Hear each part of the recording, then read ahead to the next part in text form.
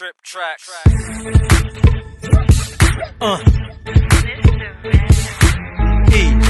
Effbee. So now it's Effbee Lounge. It's me, cake, bread, a bottle of liquor, my bitch, and a 4-pound. It's lights, camera, action, nigga, we on now. Stronger than the struggle, so we wore it down. And ain't nothing watered down, this shit live and direct. Niggas' names ringing loud. But season 2 of Effbee Lounge, and to everybody who's a part of it, I really am feeling this whole vibe. What's up? Talk about that then. For now, Lance wins the safe bet, so it's Effbee. LoWnge.com, nigga. Effbee. Smooth operator, operating correctly. Effbee. With the checks and intellect, I'll make sure you respect me. Effbee. Wow! 3K to the fullest.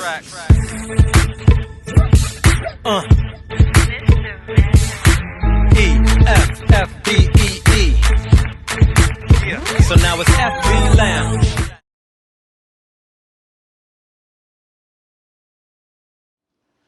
What's up, Brooklyn? What's up, world? Welcome to another edition of Effbee Lounge, because we keep coming back. You can't get rid of us just yet. I want to shout out Fisheye Bar and Grill and thank them for having us. And I'd like to give a round of applause to that.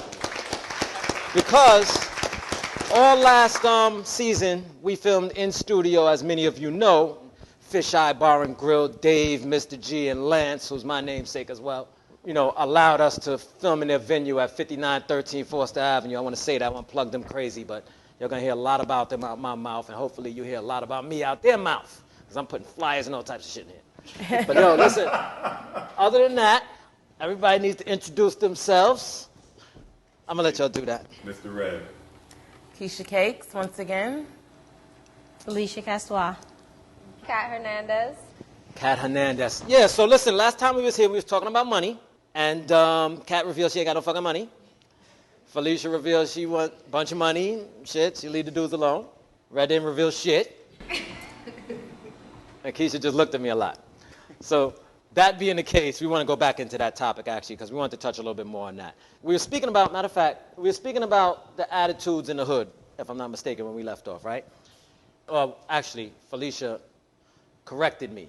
Not necessarily the hood, but from a certain mentality of people who are used to being without and don't have any belief that they will have moving forward. Poor money management. Poor money management. That's what it is. They manage. But I mean, you know, some people don't have no belief they're gonna have them.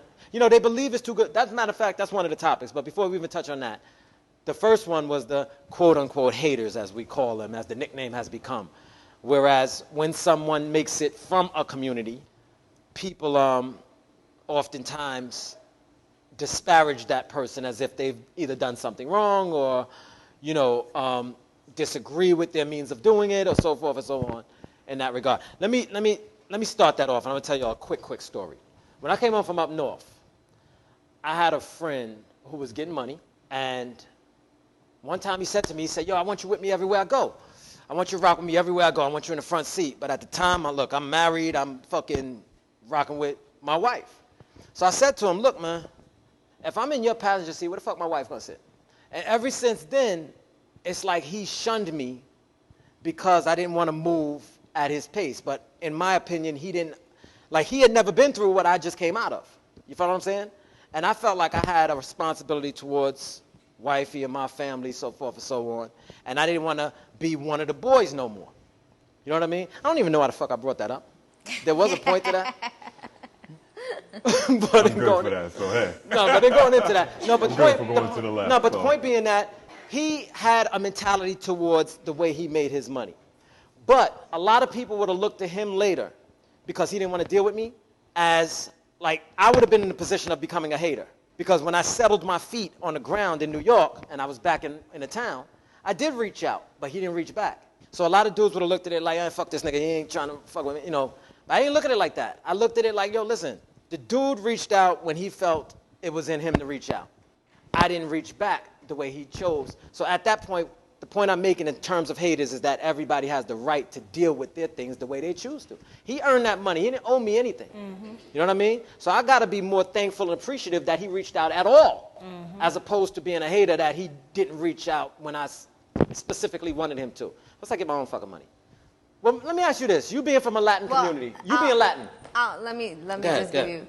So let's say from a position of an entrepreneur, right? You're an entrepreneur. I'm striving. We're all working towards, getting bigger and better, whatever your personal business is. Absolutely. The people who hate on you most is usually the friends who are in your crowd who see you progressing little baby steps. You ain't even made it. Like I told you, I ain't even got no money. And I got tons of haters. But that just reinforces... You hiding it, you burying it. You know what I'm saying? So they reinforce the fact that I'm on the right path because they're so negative. And it's not because they're negative that I'm like, I doubt myself. It's in spite of all that hating that I'm like, okay, I just got to keep pressing forward. And haters and naysayers, they reveal themselves for what they are. And at a certain point, you got to let go of those relationships so that you could progress and get to the next level. And that's not being, selfish or so ambitious that you can't have other people in your life. It's just those people are not on the same path that you're on. I wonder if it's exclusive to communities too. No. Because and let me qualify why I say that. Because I look at rappers, right? And you'll take a dude like, let's say a Jay-Z. I feel like it's much more difficult for Jay-Z to go back to Marcy than it is for Fat Joe to go back to his hood. Absolutely. I've been around a lot of barrios, like Latin hoods. I spent a lot of time in Latin hoods. To me, in the black community, as opposed to now, when I was younger, black community and Latin community and, the Latino community was kind of one and the same. Now it seems as if there's been a little bit more separation of it. Like you got Washington Heights, you got Spanish Harlem, then you got, dudes live apart, just keeping this shit 100. I see a lot less hate in Spanish neighborhoods than I see in black neighborhoods. I wouldn't really I don't go by categorize it like that. Yeah. I do. It's just maybe that Spanish dude is still keeping in touch with his hood. That might be true. Doing for That might be his true. hood. Maybe He's Jay-Z still, and Jay-Z is not. He just put a stadium here. But what else did he do? No, but the thing is, I also know niggas who kids have been kidnapped. Correct. I also know niggas who went back to the hood after they got money and got tied the fuck up. So at some point, you get to a place where it's like, yo, Can't take that chance. you can't, like there's a saying that, you feed the wolves, they eat the food in the hand that fed them too. It's all within you, that person. You think you get rich, you can go back to your hood freely? Of course. You think so? Of course. Daytime, nighttime, whatever. Anytime. Yeah. I wish you luck. No. That's coming from No, not but having also, the cash. but I think Cake is right Not to the extent that. having? I'm No, talking that's about not. that's not having that amount of cash. Yeah. Yeah. Yeah. It's Niggas will tie you easier up. said now. Why would Niggas you will tie you even up. want to? You think That Oprah- It's within you. changes. You think so? Within you, yes. think so? I really do. We're going to send you with a bodyguard because I need you around. Yo, let me tell you something. Niggas is hungry. Yeah. Yeah. They ain't no love in the hood. Like, one thing I've learned, and I say this shit to camera, I said this shit last season, ain't no fucking love in the hood. Them niggas love you when you wanted them. As soon as you're not one of them no more, niggas don't love you. That's Well, I've that's the seen way it I see it. different. You seen it different? I've seen it But you never seen it from a rich perspective. Yeah. No. You never seen it from that perspective. I've seen it different. Oh, yeah? All right. Well, if it works, it works. I watch from a distance with my fucking gun in my hand. In case a nigga run up on my But shit. you know what? You don't have to feel bad about not wanting to, go back to your roots or whatever, Nah, whatever but you want to You do have to feel label bad it about as. that. Don't You- misinterpret what I'm saying. I'm not saying not go back. I'm not saying that. Me, I fuck with the kids. Adults, them niggas made their decisions. Now, No, but I'm saying, listen what I'm like, saying. Listen what I'm no, saying. that's- Listen that what I'm wasn't saying my to you. point. Listen what I'm saying. Okay, but no, I don't want you to misinterpret my point. Because we're talking about not going back. And the niggas on camera at the end of the day, too. It's not about me not going back. That's not what I'm saying. What I'm saying is that there's energy that you receive from people who you interact with. Matter of fact, there's a chick that's supposed to be here right now helping out with this zone that we're doing. She wanted to be a part of this. She wanted me to pick her up today. You understand? I got shit to do before we start filming. I'm fucking driving around picking people up. That's not how it's going down. But because I couldn't come appease her in that way, well, y'all do what y'all do, I'll do me. That's fine. What I'm saying is, a year from now, 6 months from now, if niggas pop, don't turn around and tell me now that I'm acting funny because I don't fuck with you. You understand what I'm saying? Because you felt like you was at a certain level where you felt like you'll be, like that I was supposed to deal with you in a certain way, like you was doing me a favor. Because you fucked with MTV or I don't need none of that shit. MTV was made by man, this is too. So I don't look at MTV as bigger than me. You follow what I'm saying? I know where the fuck I'm going. So now, in dealing with certain dudes, there's certain dudes who will give me a certain energy, and I can deal with them going back because they want to add on to the community. They want to enhance people's lives. Then there's certain people who are about destructive behavior. I can't associate myself with that. And I see a lot of dudes going to put themselves in the midst of nonsense just to be deemed as keeping it real. I'm letting niggas know from now I'm not keeping shit real on that level. Not by that definition of keep it real. But that's what I was saying. You don't have to feel bad about not keeping it real to that level. When you make so that you could progress, so that you could leave all that stuff behind. And the people who want to mess with you and be down with your crew and what you want, then they move along with you. I remember this old timer told me, he said, yo, listen, don't fuck with nobody who don't have as much to lose as you do. Exactly. That's true. And that was words to me that made sense. Because now I come home and, I'm starting to reach, at the time, late 20s, early 30s, and so forth and so on. Then there's dudes that's 21, 22 who don't have certain things. They're not property owners. They're not, whatever the case may be. They don't have certain things. So therefore, they can take certain chances. And I did this to my man. I have a homeboy that he first came home. And when he first came home, I was knee deep in the street. But I remember you before you left, and that's the memory I have as soon as you show back up. At the time, I had never been to prison, so I don't know what the fuck he was going through. He got a little Q45. Back in the days, they have these Infinities, Q45s. That was the big car. So he come around the way, and I check him. Now, I fell out with this chick right over here, and we have Fisheye. This chick lived right in Glenwood Projects. And I'm fucking with her. And one day, I go knock on the door, boom, boom, boom. She don't answer the fucking door. But I hear shit inside. This is my freak. Yo, listen, this is my freak. I liked her. Like, I had a problem with her not opening that fucking door. I guess that's the emotions kicking in? Huh? That was emotions? Yeah, I was emotional, son. Carl Thomas like a motherfucker. Listen. So, I go back around the way, I get a fucking sawed-off shotgun. I got that shit in my pants, like it's a fifth. But I got it, whatever. So, I see my man pull up on the block. I asked him to give me a lift. I'm young. I'm like, young, teenager, 19, shit like that. So I asked him to give me a lift around here. This man is on parole, just came home, and I'm not telling him my fucking tool is in my waist. I asked him to drive me around here. I go back, I go up in the PJs, ring that shit out, blew her door off, the whole shit, came back, got in his car. And, son, I just blew her fucking door off. He's like, what? I mean, as this story sounds, it sounds to you right now like you shouldn't have did that. At the time, I didn't think there was nothing wrong with that. My mentality was warped. I'm getting high, I'm smoking weed, I'm drinking, I'm out here, I'm popping, like I'm going in. And he was too before he left. But I didn't have his experience at that point. You know what I mean? So now I realized coming home that dudes, I always remember that story when he came home, because this was before I went to jail, like I said. When I came home, I already knew these niggas out here think I'm the same nigga than before I left. But yet now, even though I am the same dude to some extent, I can't play the same game because now I have different eyes on me, one. You know what I mean? What I would have got 3 years for one time, now I'm going to get 12 years for because now I have, you know what I mean? I'm on parole. I can't move like these dudes. So I'm looking at young dudes and I'm knowing like, yo, I'm staying the fuck away from this dude. You know what I mean? But it's the same thing where you start getting money. The last thing I feel I have to do on this fucking earth is never look back. That's my phrase. That's my saying. Like, get to the point where I got enough dough where my grandkids is good. That's what I feel. I feel like I did everything else.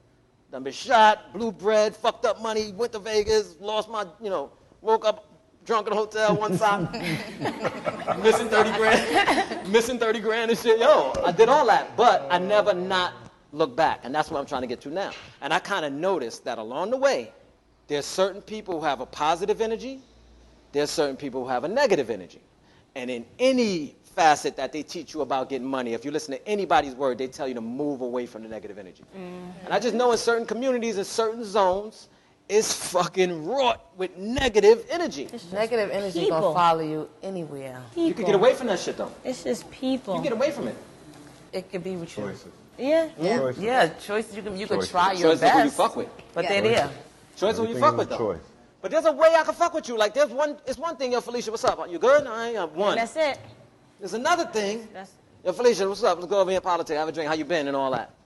Nah, I ain't doing that. I'm like, I'm a dude like this. I don't feel like I know everything.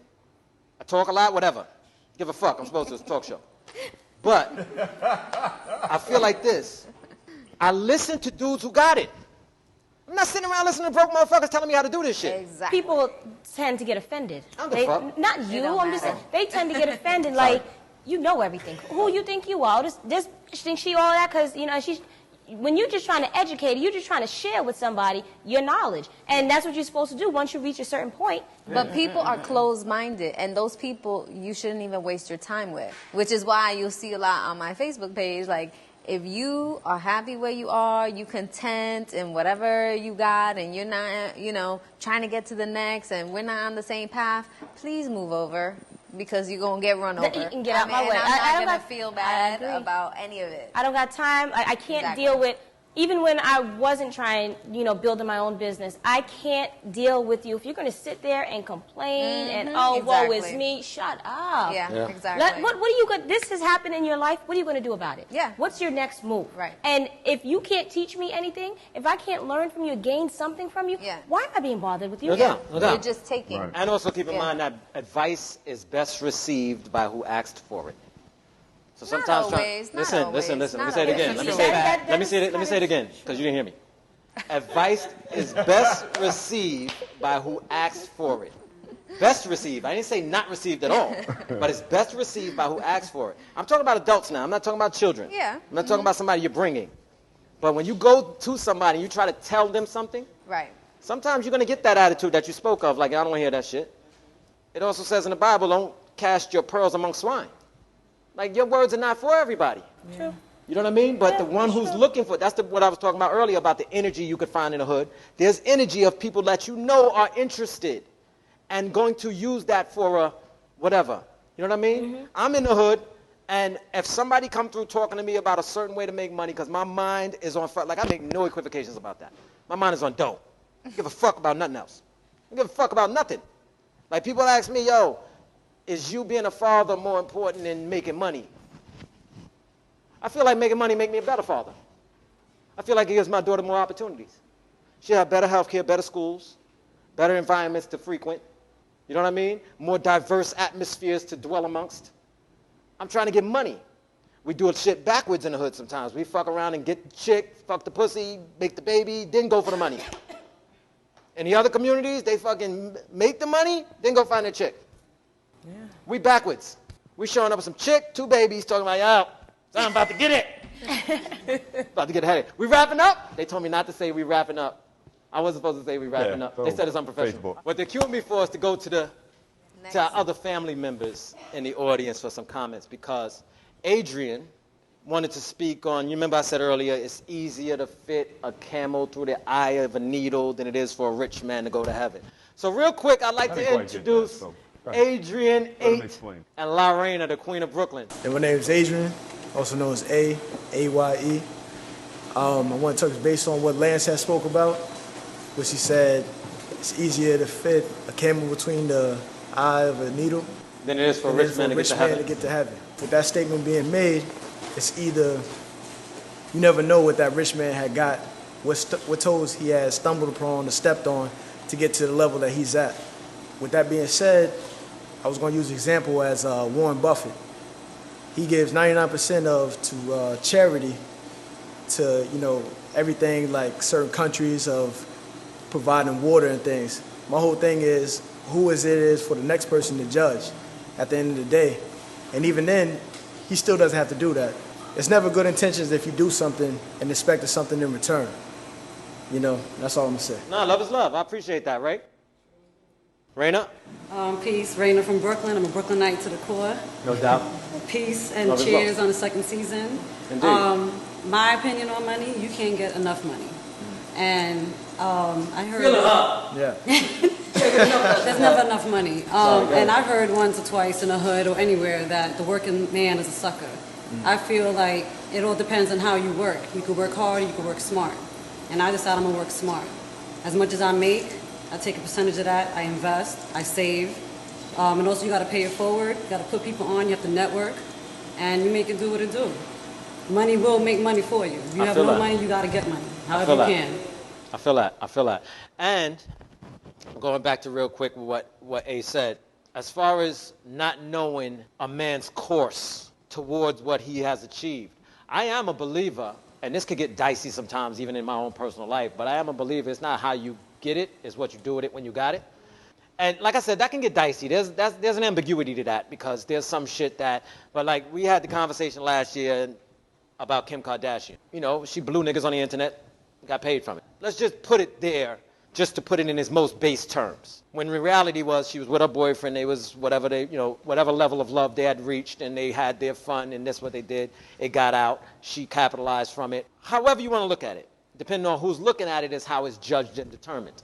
But now, you'll hear a lot of women, and I'm quite sure I got women on the panel, and they could disagree or whatever, but you'll hear a lot of women like, yo, I wouldn't do that, and fuck that, and whatever.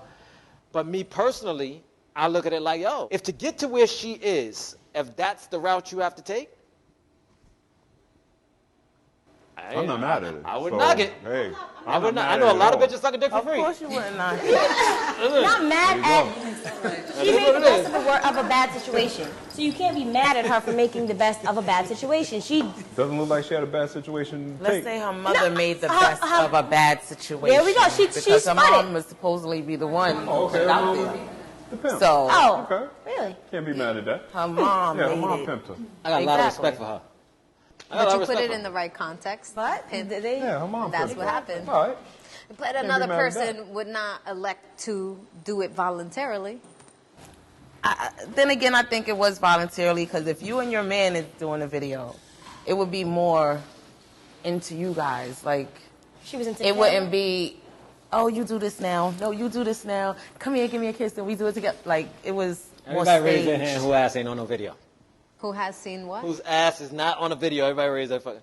Who's behind is not. Lying! Let me raise my hand. Niggas is lying. Let's raise a foot. I don't do it. Niggas don't fuck brother. with...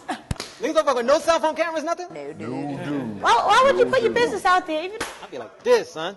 hey, you get in. Yo, No. listen. Red light special. We might be showing that shit. If we don't no tape this, respect to me. listen, if we don't tape this long enough, this segment, and we need some fill time, She's stupid. might be popping it, isn't it? Yo, the exit, the outro might get crazy. No, but listen, the last topic real quick I want to touch on. You know, one of those mentalities from less affluent communities. Thinking success is too good to be true. Dreams and drive are often suppressed by negative energy from the naysayers.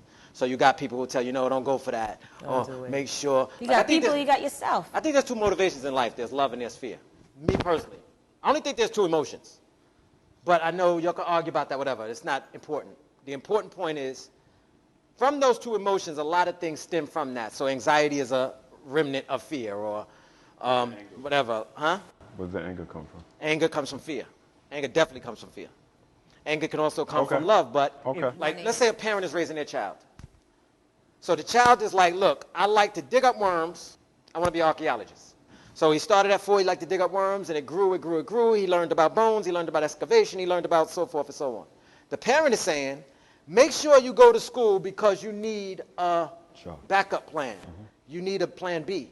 Is that at that moment from that mother, let's just say hypothetically it's the mother, is that love or fear? Are you fearful of his life not being fulfilled or successful in case that doesn't happen? Or do you just love him to the extent that you want? And is it still fear in that regard? I still feel they walk hand in hand as one or the other. I think a lot of people move from fear. You're scared Clearly. to just say, yo, I'm going for this and I'm going to achieve it. Clearly. Listen, I quit my job tomorrow. I want to give notice. Eat a dick. No, I'm just kidding. But seriously, at some point you got to reach a place where you say, yo, fuck it, I'm going for mine. Well, look, there's old school mentality, right? Older folks now, where you would be in a job or a position for a long period of time. You'd have one job and you'd be there from when you're 18 or 20, whatever, all the way through till you retire. And that was, you know, your success. And that's how you build a foundation and you give that forward to your kids. Now, there's so much more opportunity to do different things that you get the conflict between the new generation who's like, I could try anything I want to try, and the parent who's like, well, you should have some security, you shouldn't jump from job to job, you should get your education, and then you got the kid like, I can make this happen, I can make that happen, and they see a lot more opportunity for their future. So you always have a conflict, just depending from where you're coming from. Yeah. Like, I could, like, even with my mom, like, she's like, oh, but you have to have this savings, and you have to have that, and you have to have this, and you should have 3 months in the bank of rent just in case you get laid off. You know, she's very sensible about certain things. Right. Where I'm like, I think you need a balance of that, too. Some sort of balance. Right. So it's not just a matter of, you know, wanting to get big, big things. It's just living appropriately. Me, I'm a parent. So as a parent, it's for me to teach my children. I want my children to explore and try the things that they're interested in. How will I know what they're going to be when they grow up if I don't allow them to explore those new things? Mm-hmm. So, yet one of my sons likes to cook. You want to cook? Cook. You want to play football? Play football. Go ahead, try it.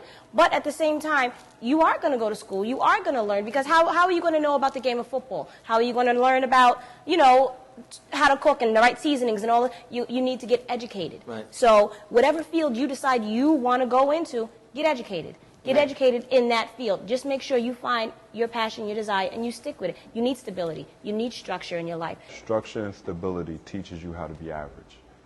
Teaches you how to be like everybody else. I agree. Me personally, I agree. But you need to have a balance. Just because I'm very structured. I'm very structured and I'm very disciplined, but that doesn't mean that I don't at the same time have ambition or try different things. I'm constantly trying different things. Exactly. You know how many people said, anybody could write a book. Where's your book? Where's your book? Yeah, and that's where the haters come in also. We're gonna wrap it. We're gonna wrap it because we're coming to the close, and I appreciate that point. Where the fuck is your book? Yo, listen. Amazon.com. That's what's up. As is another edition of Effbee Lounge coming to a close. We appreciate you having us, and we will be back. And we all say our names at the end. And I am Lance Wins. Mr. Red. Keisha K. Felicia Castois. Kat Hernandez. Love feels good. You should try it sometime. One.